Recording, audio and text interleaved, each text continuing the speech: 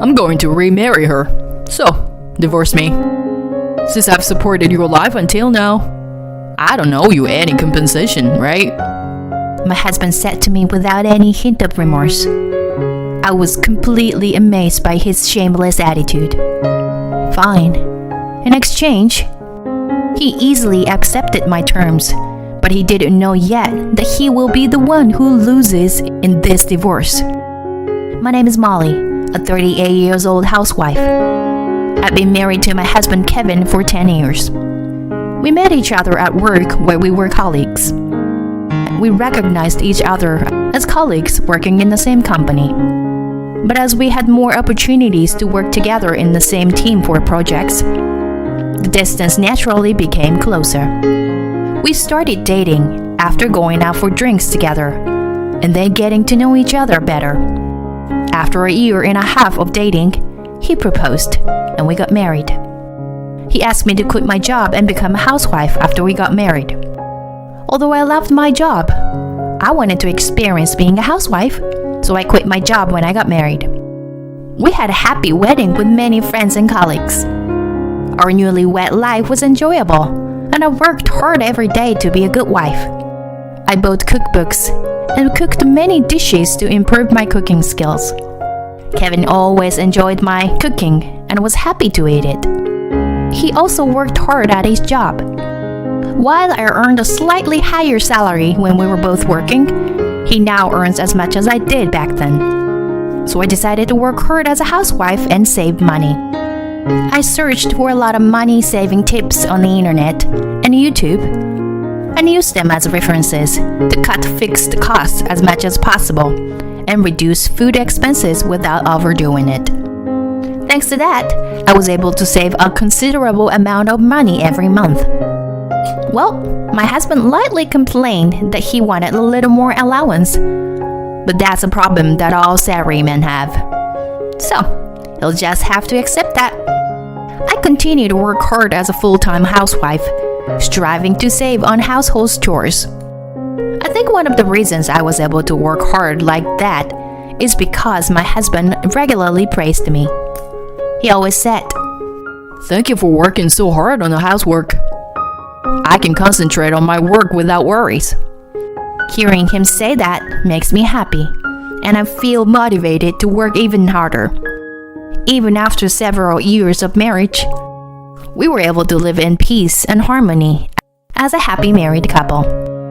One day, my husband suggested that we buy a house.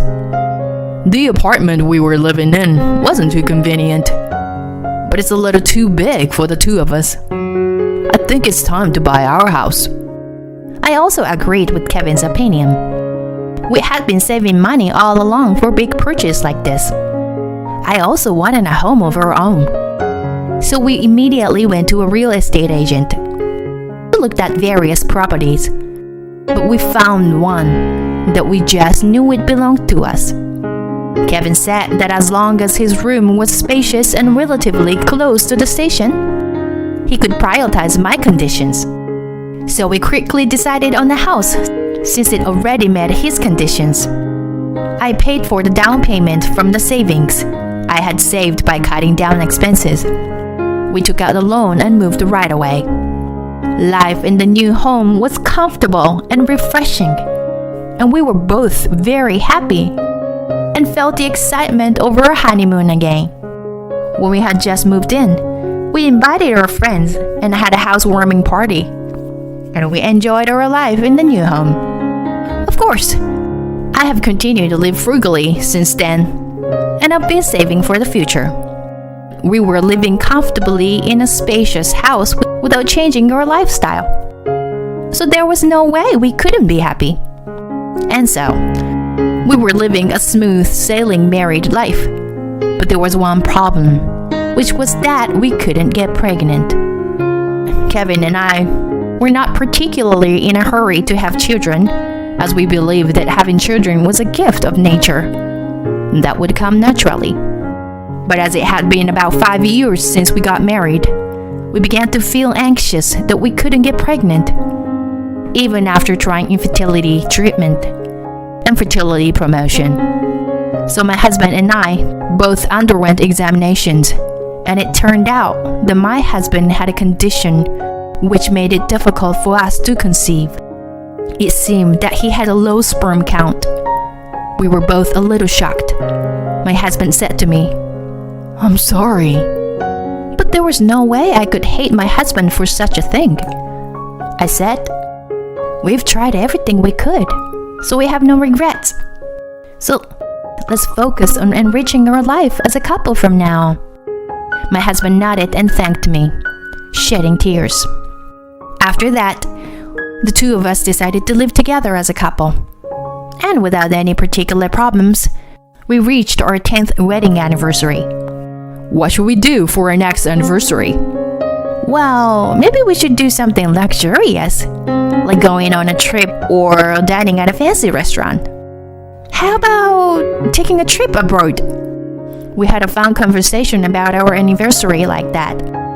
And as a result, we decided to stay at a high-end domestic inn. However, about a month before our anniversary, my husband sadly told me that he had to go on a business trip and couldn't go on the anniversary trip. I see, but If it's for work, we can't do anything about it. I was sad, but since our anniversary was on a weekday, he couldn't take the day off from work. Kevin was promoted to section chief 5 years ago, and he is still working hard. And he's trusted by his subordinates, so he couldn't take the day off. Even if he couldn't go on anniversary day, I hoped we could go on a trip on another day. But the inn we wanted to stay at was so popular that we couldn't get a reservation for that month. So we decided to make a reservation for the following weekend. At that time, I never thought that something like that would happen. Then one day, my husband came back drunk, which was unusual for him. He was inebriated and collapsed on the sofa, talking in a way that was incomprehensible. I brought him some water, but he had already fallen asleep. It was a Friday, so he probably went out drinking with his subordinates. At that moment, his smartphone lit up and a text message appeared on the screen. I didn't mean to look, but I saw a heart emoji in the message and couldn't help but stare. The name of a woman, Christine, came up in the message. Although only part of the message was visible, it began with, "Today was really fun," followed by a heart emoji. What could this possibly mean? Is he having an affair? His phone is locked with a password, so I couldn't check it. I felt a sense of confusion and frustration because we have overcome many obstacles together and built a life together. So I wanted to believe in what we had. I was too afraid to ask him directly. Maybe I was just not brave enough. Instead, I decided to hire a private investigator. The result of the investigation came out while Kevin was away on a business trip on the day of our 10th wedding anniversary. Unbelievably, he had been having an affair for a year. He had never shown any signs of infidelity before, but he had been secretly involved with another woman. He had betrayed me, and this fact hit me hard. I was in a shock. Even if he couldn't have children, I had vowed to stay with him forever. But he didn't feel the same way. The woman he cheated with was a woman female employee, 10 years his junior, in other words, his subordinate. I couldn't believe it. I was angry at my husband, and my love for him had cooled instantly. Kevin said he was on a business trip, but maybe he was actually on a trip with his mistress. Come to think of it, he had made the reservations for the hotel. If he was on an affair trip during our 10th wedding anniversary, it would be truly despicable. Since I don't know the truth, it's pointless to think about it. So I decided to prepare for divorce. First, I need to find a job. It has been 10 years since I quit my last job, so it's not easy to get hired.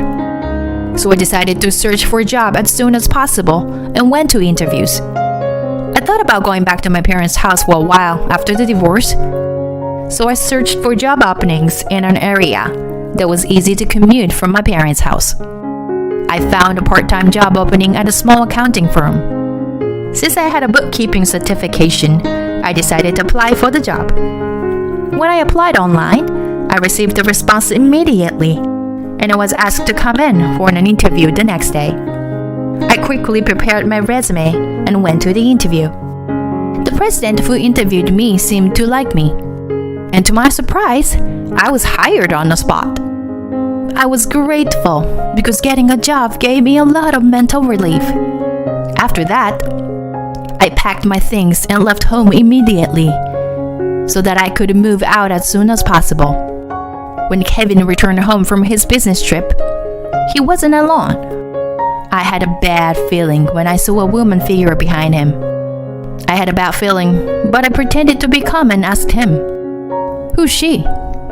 He then boldly replied, "This is my new wife." When his new wife showed her face to me, I realized that it was the same woman in the evidence photo sent by the detective agency. My husband had brought his mistress to our house. Both of them had suitcase, which means that he was not on a business trip, but had gone on a trip with his mistress.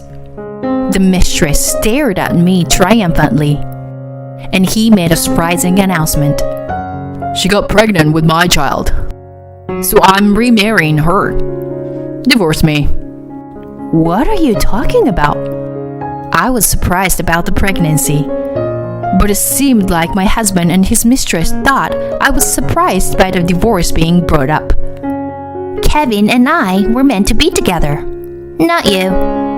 "Christine and I love each other. I'm sorry, but please break up with me." I was beyond angry. I was dumbfounded. "I see. You're planning on divorcing me no matter what, huh?" I pretended to be shocked and submissive. "But how did you manage to have an affair?